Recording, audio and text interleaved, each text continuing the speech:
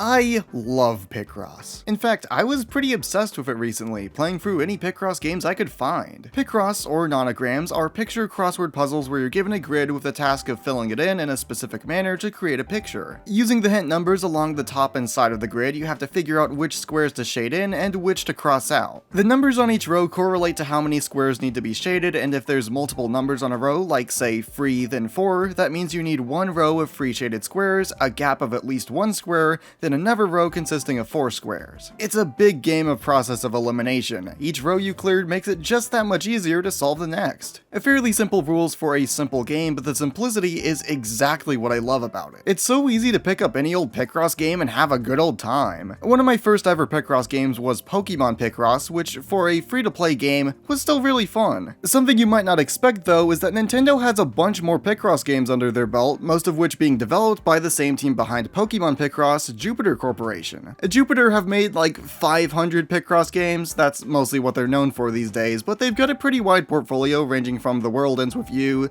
Kingdom Hearts Chain of Memories, the Pokemon pinball games, and much more. Mario's Picross as well as the Japan exclusive sequels were a few I got really addicted to, even if Mario's Super Picross doesn't have a great deal of actual Mario themed puzzles. Their 3DS Picross games are pretty interesting as well for the inclusion of new game modes like Mega Picross and Micross, neither of which I really care for. Mega Picross I can take it or leave it, it's not really my favorite, but Micross is one I just don't understand. You're supposed to solve a regular puzzle, then each square is converted into its own puzzle that you have to solve to make a much bigger image. It's fine in concept, but I swear none of these puzzles actually give you clear enough hint numbers. Maybe I'm just really stupid, but I was interpreting the hint numbers in completely wrong ways that I never would in a regular puzzle. As much as I may love regular old Picross though, these attempts to change the game never really sat right with me, even though I wanted something fresh. Unbeknownst to me, HAL Laboratory was behind one of the best Picross games I never knew I needed. Picross 3D is just plain awesome. Where 2D Picross is about shading the squares you think you need, then crossing out the ones you don't, Picross 3D is kind of the opposite. You're given huge 3D blocks to slowly chip away at, with the goal instead being to figure out which blocks stay and which you need to get rid of. It's still a game of process of elimination, but with a whole new feel and strategy that comes with the 3D space. You can pick from like 1,000 different Picross games and get the same general experience, which I truly do still like, but Picross 3D is a special kind of Picross game. In 2D Picross, I'm usually playing for the challenge of the puzzle and never really to see the outcome. I mean, half the time I can barely tell what the picture I just made is because it's so dang chunky. It has its charm, but I lose interest after a while. On the flip side, Picross 3D gives you little voxel models with cute little animations, and later you can go back and view all of your completed models in the collections. I don't understand why some of the models are put in certain collections, but you know, it's still kind of fun. The way you approach each puzzle as well as the charming voxel models make each puzzle stick out way more than in regular old Picross. Though you're typically using the same strategies, each puzzle feels unique and fun in its own right. The small, the huge, and everything in between is incredibly fun and satisfying to slowly pick away at and solve. This game is packed with content, even having a ton of extra puzzles that were distributed through the now defunct DS Online service. Thankfully though, there are some backups online if you know where to look. Just be warned, the bonus puzzle can be really hard and incredibly daunting tasks,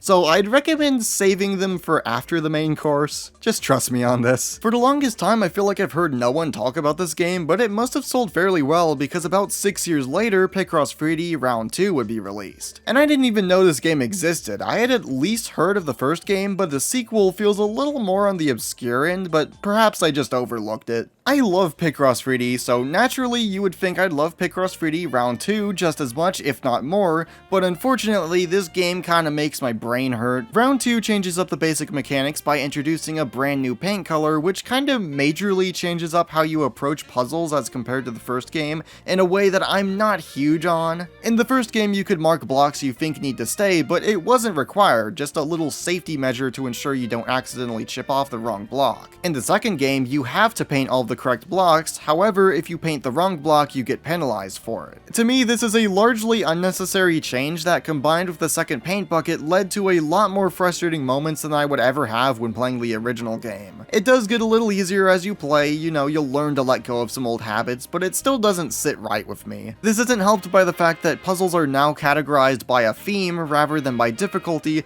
so you can go from one pretty easy puzzle straight into a frustratingly difficult one, then back to easy street. You had a good thing going, guys. Why would you mess it up like this? Also, this is a bit more nitpicky, but I don't like how the models change from being voxels to being a bunch of different shapes as you solve more of the puzzles. It feels weirdly inconsistent and a lot less charming than the voxel models from the original, but I don't know, maybe that's just me. It kind of messes with one common strategy I used to use as well, where I would mark or chip away blocks based on a certain pattern. When you paint blocks correctly, the whole voxel shape is removed, and so it can be pretty hard to determine exactly what block to mark next. One thing I will give round 2 though is that it has some pretty cool amiibo support where you can tap in select amiibo to unlock puzzles based on the character. I don't know what all amiibo it supports, but this is still really cool nonetheless. I really want to love Picross 3D round 2, but the biggest issue I have with it is how inconsistent the difficulty is and how quickly it can get frustrating from the start of the game. I had way more moments where I felt like my only option was just to randomly chip away at a block hoping it would help me to solve the rest of the puzzle. I definitely had some moments like that in the first game, but not quite to the same extent. It's still a game I'd recommend checking out if you enjoyed the first, but I feel much less inclined to go back and finish it as compared to the original. And that's where you would think the story ends, but apparently there's a spiritual successor to Picross 3D that was released on Steam a couple years back, Voxelgram. Picross 3D round 2 was too inconsistent with its difficulty, but Voxelgram is just a little too easy for me. You can remove and add chipped blocks freely, which already kinda removes half of the challenge and satisfaction of the original games. There's no penalizations or anything, and I found it to be a lot less fun as a result. I also think it just controls poorly. It's hard to explain without playing it for yourself, but it's super easy to add or remove the wrong blocks you weren't even aiming for. It does have a workshop with a ton of custom puzzles, which is pretty cool, but I couldn't get into this one personally. It takes a way more casual approach, which is perfectly fine, but I found it pretty boring as a result. Nonetheless, I respect the effort by the dev because I don't see anyone else talk about Picross 3D, and I'd love to see an official sequel, but even if that did happen,